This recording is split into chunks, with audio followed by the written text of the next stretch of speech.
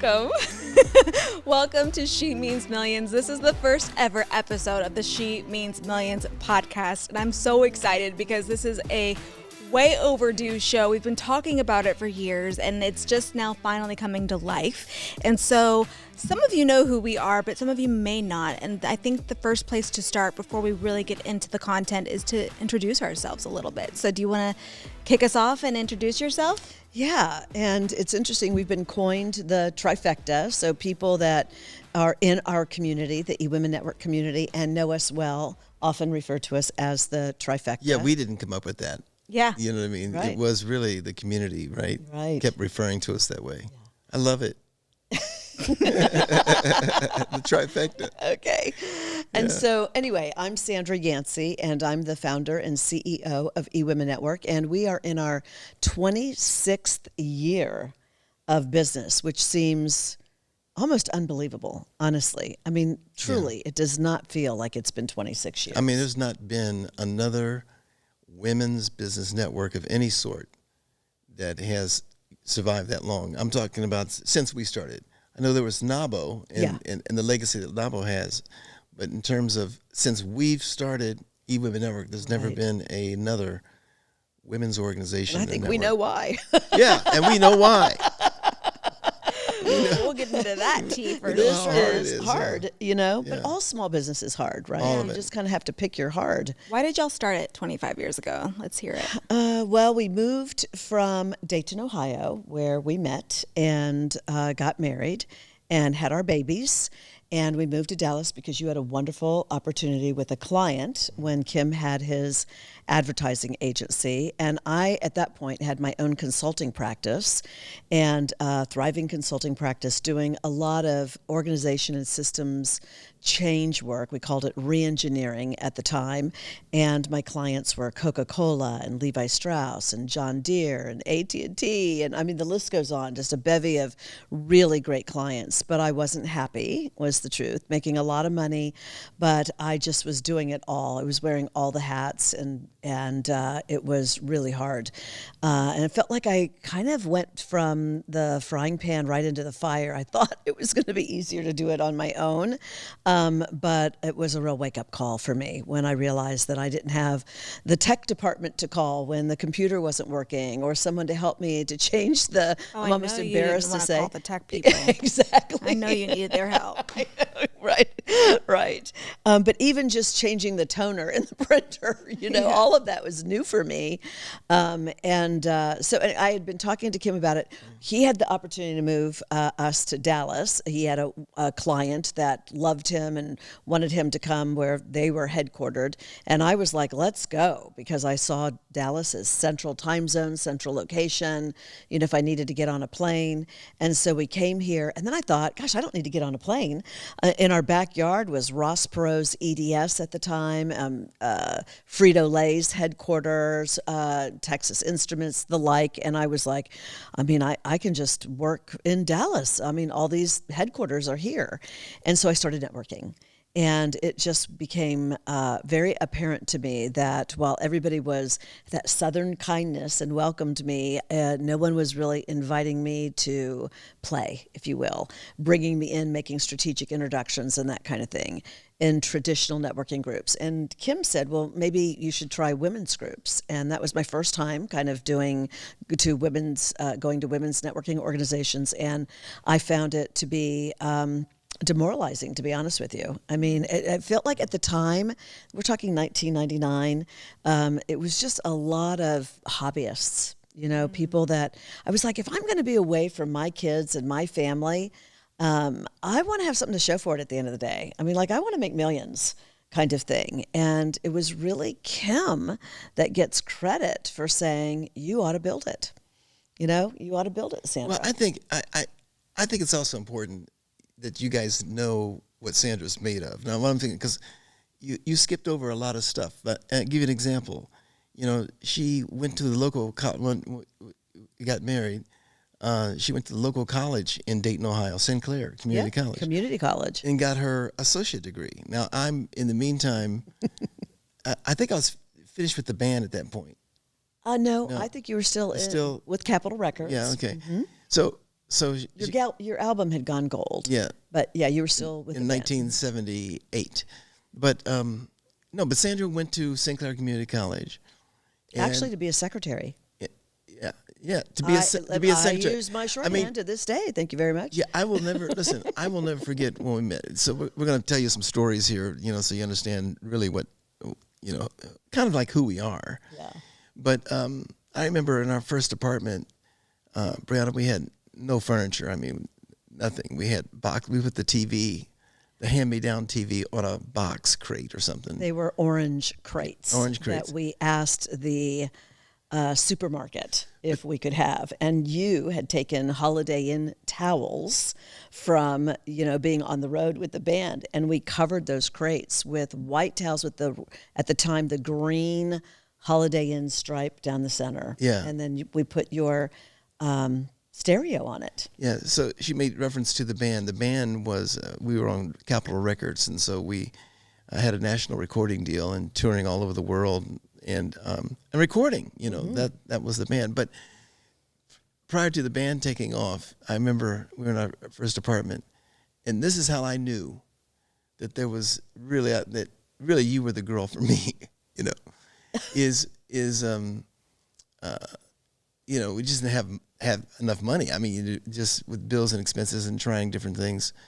And I remember we went, in figuring out where we'd have dinner or something.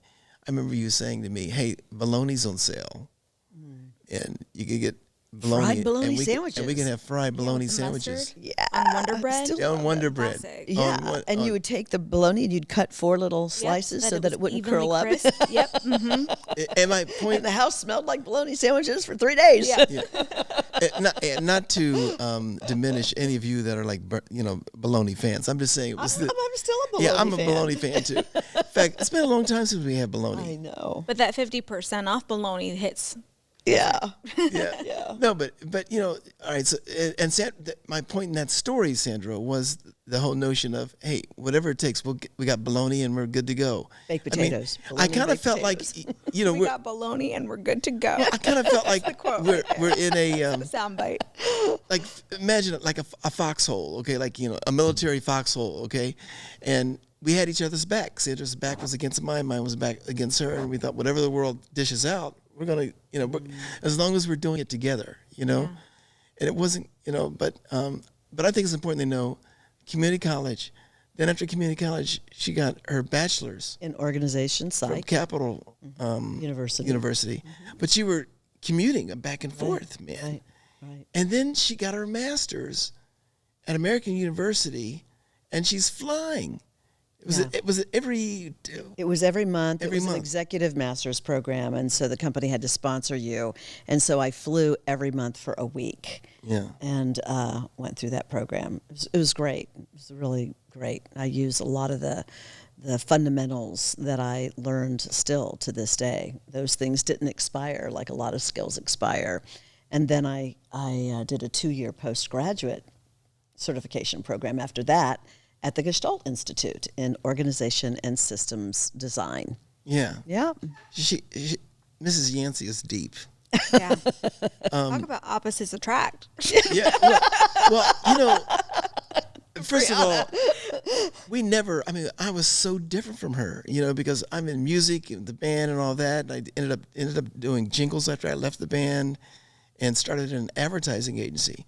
And we used to get in, not arguments by any means, but we used to have these things where I said, you work for a major corporation where people are there to pick up your trash and do this and do that.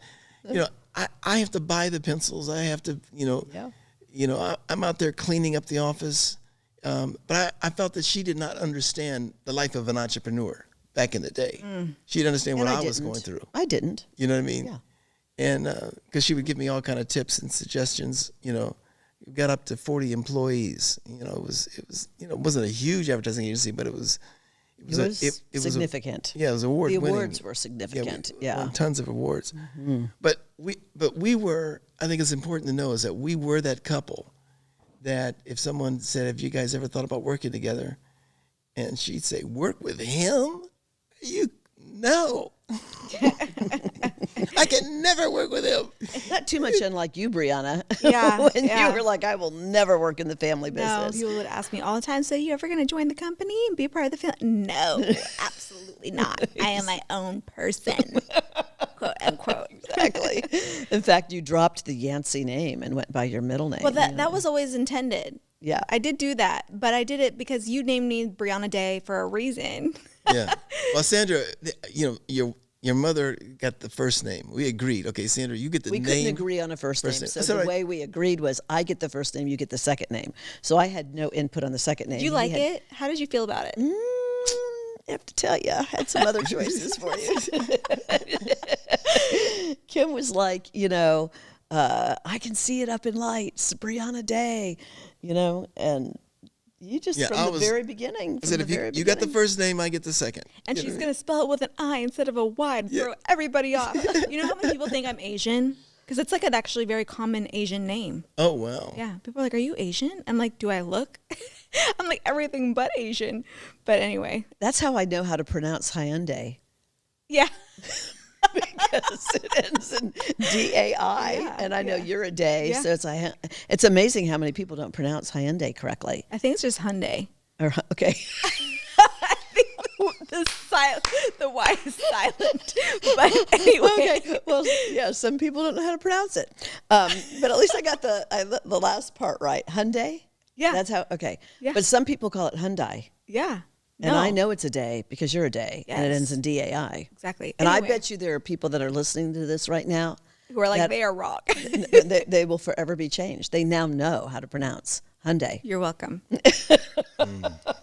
If there's one thing you take away from this podcast, Exactly. I hope it's the We correct should call them pronunciation. and ask them if they'd like to be a sponsor. yes.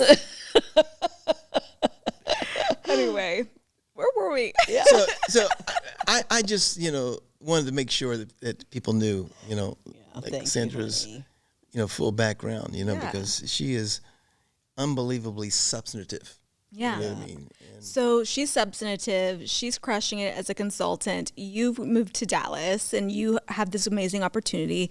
She's struggling with the whole networking thing. You're suggesting that she builds it. And now all of a sudden you're like, maybe we should do this together. yeah, I mean, I was excited about it. I was I excited. was excited about it too, actually. I think part of it was we moved to Dallas and we knew no one, and we built our house, and we were the second house on the street, and then it was cornfields, right?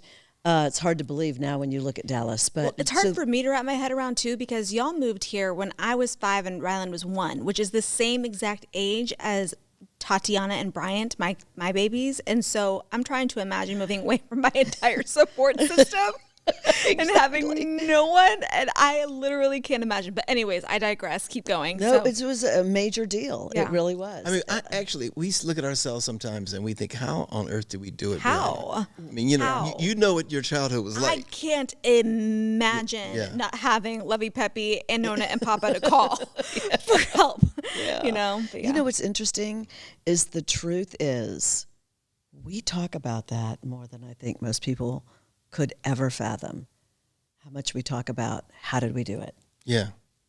I mean, it is kind of a regular thing that we talk about from time to time, like how did we do this with 2 little kids and no support system? Like we didn't even have neighbors. Yeah. I remember you guys, when you decided to start the company, I'm 5 years old, so I didn't know what you were doing, but I knew that you were working crazy hard, and there was a spare bedroom above the garage that you converted into an office, and you had desks on opposite sides of the room. Facing each other. Well, you had 2, so they were like a front and back desk. Yeah. So you had like your working desk and your computer desk kind of a thing. But then there was this little aisleway in the middle where the printer was. Yeah. And I just remember being, a little 5-year-old and getting scared and wanting to sneak down to mom and dad's room to sleep with them. But They weren't there. They weren't in bed. They were in the office working and burning the midnight oil. And I would bring my little pillow and my blanket and sleep on that little area in between your desks. Yes. Just to be close to you. Yeah. But you were busting your booties to get this business off of the ground. I was more of the salesman too, and so we were sharing this office, And one of my memories is Sandra was talking to a group of women. Oh. Sandra was talking to a group of women and sharing with them about eWomenNetwork. And I was making notes about what she was saying and writing down tips. I was on the phone. Like, say it this way. Or Was this when I was on the phone? Yes, you were on the phone. Yeah. And he was handing me I was the handing notes. her notes of things, not to forget, you know what I mean? I got so mad at him just like handing me a note, like, and here's another thing you should, and here's and just scrap notes. And I finally started taking the notes, remember, and wadding them up and throwing them. Yeah. And she like, stop it. It was throwing me off. You know, I couldn't keep a rhythm between what I was trying to say and reading what he wanted me to say. And it was, yeah. Well, you know. Definitely was our growing pains. I mean, for sure, eWomenNetwork has taught me so much as it relates to appreciating the style differences between men and women. Mm-hmm. You know what I mean? Let me tell you, it got so bad. Do you remember Trading Spaces, the television show Trading Spaces? And that was when faux painting first came out. I remember this. And I went to Home Depot and I walked in, and they at the time were doing these things called do-it-herself workshops. Okay, and you could sign up. And so I walked over and they were teaching faux painting. And so I signed up and they put me in, you know, these painter, you know, garb and all that kind of stuff. And you sampled. They gave you a board and you sampled. And I loved it. And so I went from there and I bought all the paint. And I bought the sponges, and I bought the cheesecloth, and I bought all the things. And about 4 hours later, I come home, and I'm coming in with all this stuff. And Kym's like, "Where have you been? And, you know, what are you doing?" And I just said, "Watch me." And I go upstairs. We had this other room it was a smaller room that we used for kind of like workout equipment. And its greatest workout was clothes hanging on the on the handles of things, right? And so I took all the stuff out and I started moving that moving equipment out by myself. And Kym's like, "What are you doing?" And I said, "I'm moving out.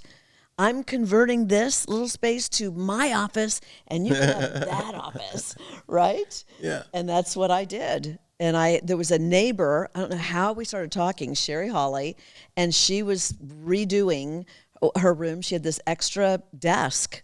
And I said, "I'll buy it." She said she was getting rid of it. I said, I'll buy it. I need a desk. And it just happened so fast. And I painted that like an eggplant purple. Remember that? With mauve undertones, all by hand. Really bad job. Really bad job. It wasn't bad. It wasn't. No, it was good. It was amateurish. Yeah. I know when we sold the house, the realtor asked me to paint it. So there you go. Yeah. Yeah. But understand those style differences. But you know, so you have a little bit of the backstory. But eWomenNetwork, it was a timing thing. I mean, Sandra, you were busy with all those consulting clients. Yeah, it was an overlap, you know. And then I was building with marketing projects. But when we decided to go ahead and start eWomenNetwork, which, by the way, that wasn't the name. The name got changed in the 11th hour. 11th hour. The name that we had picked out or was using was Female Connect. Yeah, Female Connect. We still have binders that have Female Connect on it. Yeah, so... And you got a call from a friend who was a graphic artist that you were telling about it, and we were ready to go. I mean, it was 11th hour. We were ready to go. And he said, "Hey, I just want to kind of like share with you that when I think of Female Connect, I'm starting to get, you know, like X-rated vibes." Well, he also said that he shared it with other women. Adult movie. Yeah. Thing. Well, he also shared with other women who also had a Female Connect. You know, like we had not gone outside our world, right? Other than us, we were justifying the name to ourselves. You know, Female Connections. You know, Female Connections. We'll just call it Female Connect.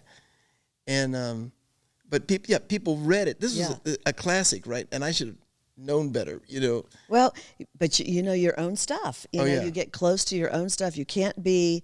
You know, you can't, I think, sometimes really diagnose your own business. You need an outsider's perspective.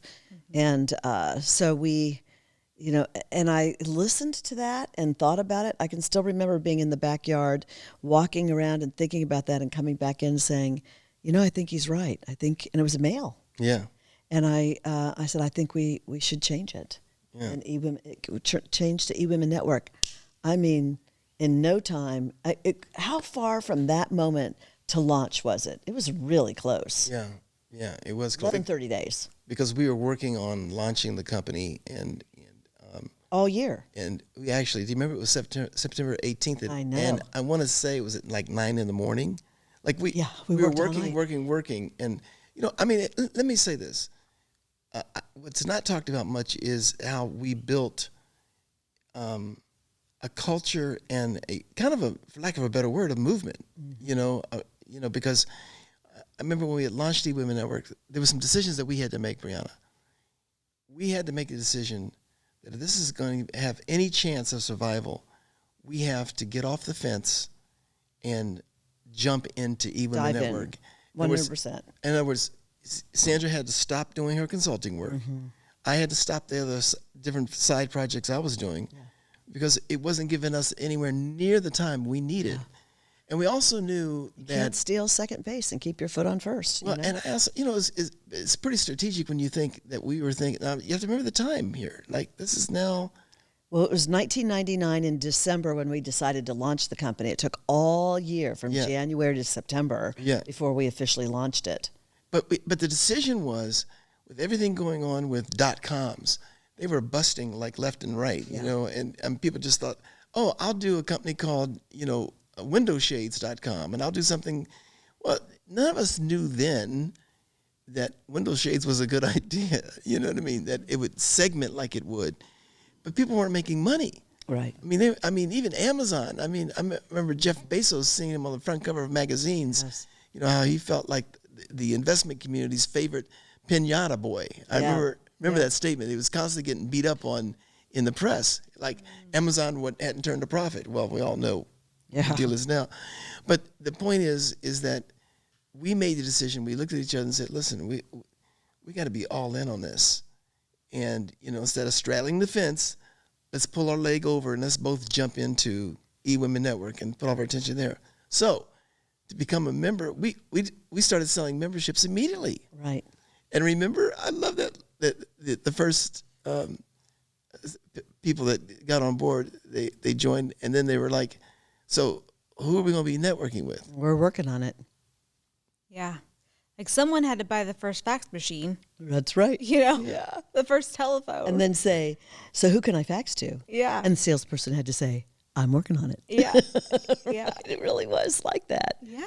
It was. And now. And a lot of the apps were coming in over the fax. And, you know, we would come in. Remember, we'd come in the garage and we would immediately turn around and go upstairs and see if we got any memberships. My mother, that was one of her greatest memories of just remembering us, you know, always coming in and running up and seeing if while we were out, maybe we got a membership.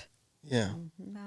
It was incredible. We but we knew that we had to charge right away. You know, we weren't going to be a free organization. We were going to create a different kind of culture. And most networking organizations were nonprofits. Right.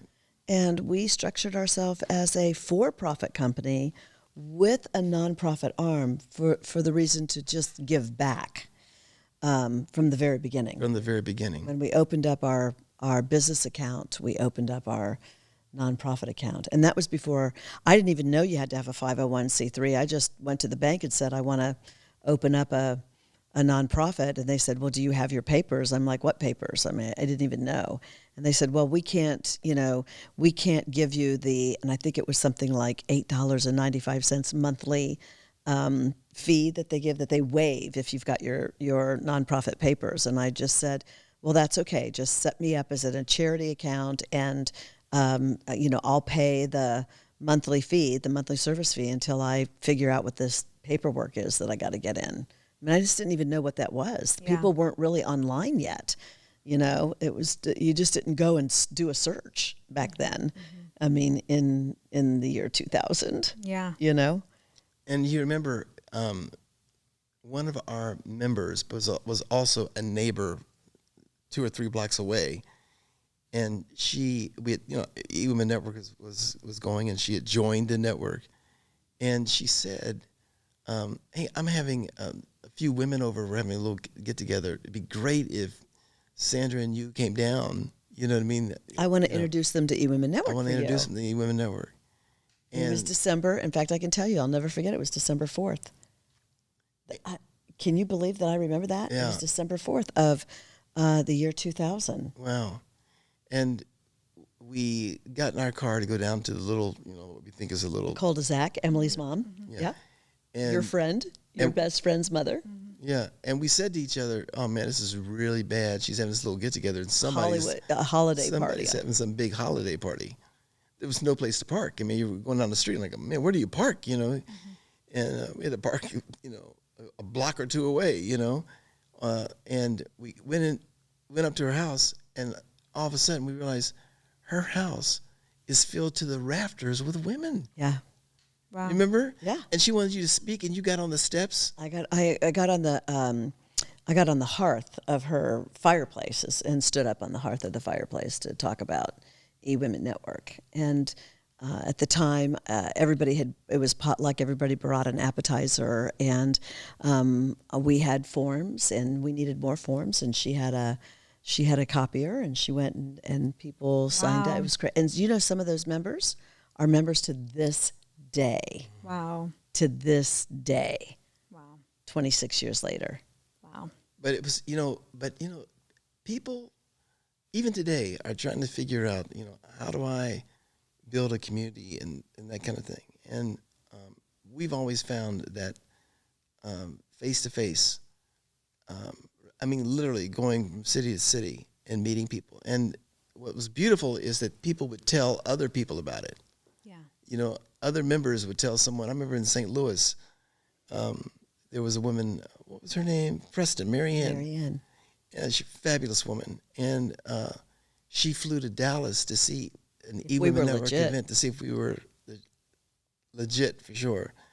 In fact, that was a big day because I remember personally being really upset that day. We were at a country club. The place was packed with women business owners who were learning about eWomen Network. And I knew we had this incredible opportunity. And again, I did my note thing. I'm giving you notes. Like here's some stats and here's some figures and all that. And Sandra gets up. I wasn't a salesperson. Yeah. He was the salesperson, the ad guy. He had the charisma. And I'm more of an operations. And I hadn't found my confidence to be, really standing in my power at the time. And so I remember behind the main ballroom, there was a little hallway for the catering people to come out and deliver. And I was back there. And the head of catering came over to me and says, "Mr. Yancey, is everything okay?" And I looked over to him and I said, "Actually, no, it's not." I said, "My wife, we got this huge crowd. She's just bombing out there. All these potential members. She's not doing any of the tips that I gave her. She's not, any of the facts and numbers. None. She did none. Completely did her own thing. She gets off stage, and we have a huge sign-up of new members. That was the last time I gave her any sales advice. Yeah. Selling to it. corporations is so different than selling to women business owners. Yeah. You do have to adapt to your environment. Yeah. So that was kind of the beginning, and it starts spiraling. You start getting chapters all over. You go global. Like, when did things really kind of start to shift? Like, when you think about moving from Clarendon to where you're at now, like, how? Here's the first thing. It's really important to know. There's just these lessons we learned along the way. For example, when we first started talking about eWomenNetwork, and there were no events. It was a network when everything was supposed to be online. Everything was supposed to be online. So it seemed like every woman we talked to said to us, right, "Oh, I love it. No more meetings to go to." Right. Remember that? Yeah, the theme was, we don't want to do meetings. We don't want to do meetings. So it was it was an idea before its time because everybody was still on dial-up, and everything was all plain text. There was no rich text. There was no color. There was no video. There were certainly no photos and back in the day, we were saying, well, we want to create online profiles. And so people would literally, Briana, mail us their photographs, snail mail. I would drive up to Kinko's, have them scan that photo onto a CD, and then I would come home and I would load the CD, and then there I would be just really typing up their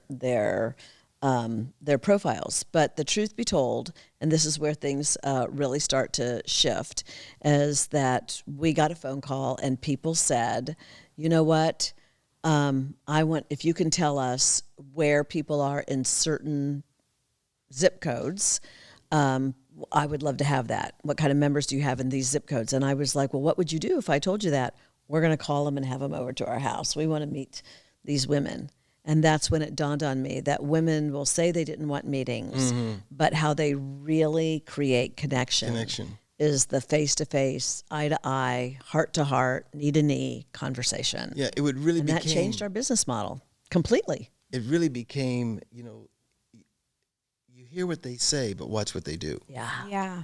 So when they say, oh, no meetings and I can network online and all that, it becomes, how's that working out for you? I mean, we realized that we had to create a meeting structure, and that became a huge undertaking because of we knew nothing about the event business. Yeah, nothing about the event business and the technology to drive it and to make it work. I mean, today, events, people are registering for events every single day all over the country, going to different events in their community, and a whole culture has been developed. But back then, when we were launching this, we don't want to go to meetings. It was the very thing they wanted. Mm-hmm. That was the fun part, but the hard part was just trying to figure it out. Don't you think with AI too that there's, honestly, I almost envision events now that say this is not an AI. There'll be real humans there. You know what I mean? There'll be real humans in the room. Yeah. You know what I mean? Yeah. Yeah. Well, it's so great. I mean, what I love about AI is people are finding us on AI, as you well know. Yeah. It's like the new, just Google it. You don't just type in Google searches anymore. You just ask ChatGPT, ask Claude, ask Gemini, ask whatever GPT of choice, and it'll give you the answer right away. Right. It's fascinating. And we've actually had people find us via AI, then go to our website to validate us, which has been very powerful for us to understand the importance of having a great website. Yes. Right. And then finding our phone number. And I think that is really just to your whole point around women buying differently and wanting that human connection, because we had a woman that called the office and she was so stunned that an actual human answered the phone, and it wasn't just a bot with click here and click here and click here and do this. It was an actual human, and she joined on the spot. On the spot in a city where we have no chapter. Yeah. She just wanted to get access to our online community. But you have to watch your buyer's journey. Yeah. And we're starting to see that shift. They're finding us on AI, they're validating us on the website, they're calling us, and they're getting real people. And I think when you've kind of got that 360 touch point, I think as I look at the mega trends of the future, that's going to be a requirement to grow and maintain a real movement. Yeah, for sure. Yeah, people are looking for, like the quick fix. eWomenNetwork is not by any means a quick fix. It was, first of all, we didn't get any loans or anything like that. So eWomenNetwork is self-funded, and it really bootstrapping. We call it. It's really bootstrapping with two little kids. Yeah, you know what I mean. I really do look back. It's easy to start something when you have nothing because you have nothing to lose. But we started this with two really healthy careers, and poured everything into getting this off the ground. I have so much respect for the two of you, because growing up, I couldn't appreciate the risk that you took going all in on the business.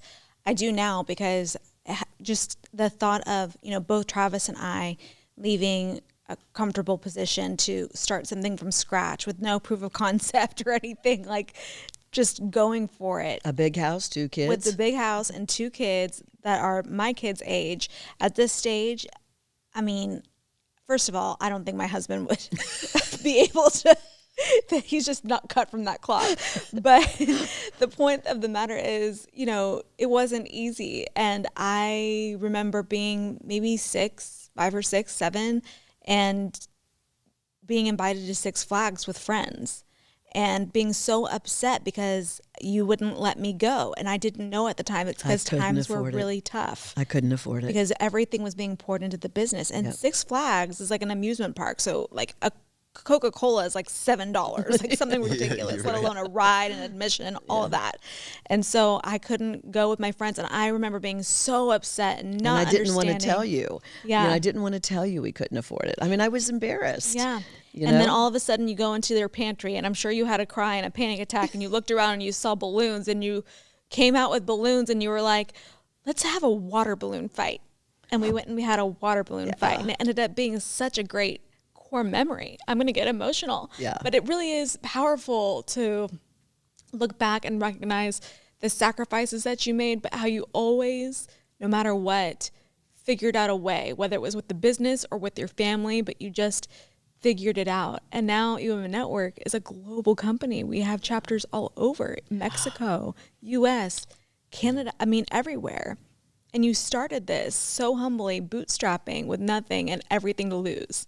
Yeah. And you know, the other thing was the chapters that ushered in a whole another opportunity, but also challenges, because there are things you had to do for your chapters and the managing directors. And we put in a model back then. I mean, we have it today, right, where our managing directors are compensated. Well, other organizations don't do that. Right. You know what I mean? Based on volunteers.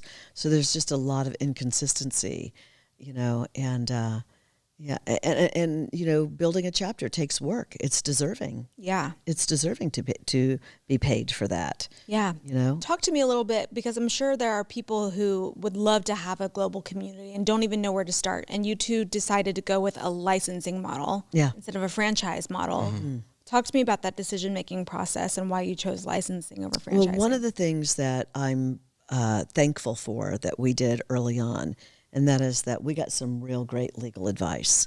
Like, how do we really structure this business? And we didn't have a lot of money for legal fees. I'll never forget it.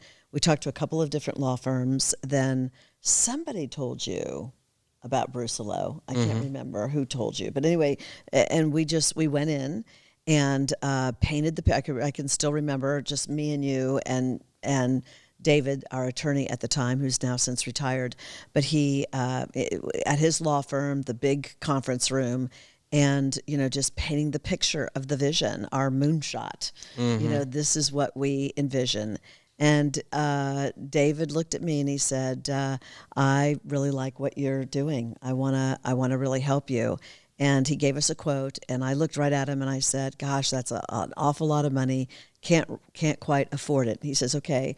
And this was a defining moment. He said, I believe in you so much that I'm going to lawyer for you for a year. And you're not going to pay me for a year. I'm not giving it to you free. We're going to add up. We're going to keep a tally of all the hours, all the services that we provide over a year. Then at the end of the year, we're going to get together. And if we still like working together, I still believe in you, you still believe in me, we still want to move forward, right? Then you will go on to a monthly retainer, and that will start paying me back. And he basically, in some ways, that was a bit of an investment that he made in us. I mean, we were going to have to pay him back no matter what. If we walked away, we were going to have this bill. But what it did for us was it just really got things going. We started to learn very quickly about, you know, intellectual property and getting things protected and the right way to structure, and whether we were going to do a C Corp, an S Corp, an LLC. I mean, all the decisions that you have to do to set your business up right. We really did it right. But we did it by, you know, creating those very important strategic relationships. Yeah, you have to also remember that your business is your baby. It's our baby. I mean, when we literally, I can almost picture eWomenNetwork in my arms. And, you know, if you aren't willing to promote your baby, get out, introduce your baby, and share protect the your news baby and protect your baby. Who do you suggest should? Yeah. Wow. Yeah. You know what I mean? That's an analogy. Who right do there. you suggest should? Yeah. And You think about everything you would do for your baby Bryant right now, your littlest one, or Tatiana for that matter in kindergarten, how you would protect her till the end, right? You kind of have to be that way and all in on your business too. Yeah. I love it. Wow. I mean, we could talk forever. I feel like this has triggered so many follow-up episodes because I would love to get into more of, I don't know, when you brought the biggest change to the company on board. Exactly. But in seriousness, I would love to talk more about the dynamics of working together when you moved out of that office. And then we didn't talk at all about when you got a physical office. We didn't talk at all about when you got your first big sponsors. We didn't talk about when you started going on tour. And I mean, there's so much goodness and juiciness that I think is to come in the follow-up episodes. So I'm really excited to dig into that more. But I think we should probably wrap it up for today. What do you think? I think you get the wheels turning. I know. We do. We have a lot to talk about. You know, a lot to share that other people I think will learn from and can take our lessons and adapt them and apply them in their own business. Yeah, and let us know too if you like the approach of this podcast. You know what I mean? Give us some feedback. Yeah. You know? Yeah. Subscribe for sure, right? Definitely subscribe. Leave a comment. Give us the feedback we want to hear because we're creating this for you. Yeah. And what do you want to know? Based on this, what do you want to know? Yes, definitely. So subscribe, comment, share with everyone. Let them know that this was valuable to you and what your favorite part of this episode was. And we can't wait to come back next week.